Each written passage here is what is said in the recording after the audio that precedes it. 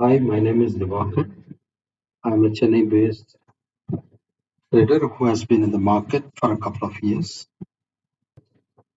Well, I reviewed many YouTubers channels and also followed a lot of YouTubers during the initial stage of my trading.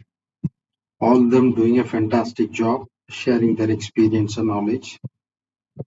And in an effort to add beauty to their service, I will also be loading videos of my trade, but this time my analysis would start at 9 a.m. Pre-market analysis plays an important role in day trading as pattern formation starts not at 9:15 a.m. but little earlier at 9 a.m.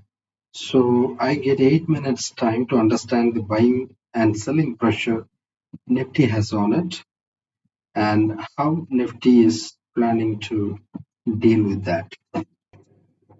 I am sure this analysis accompanied by other data in NSE website would greatly help the trader to take informed decisions.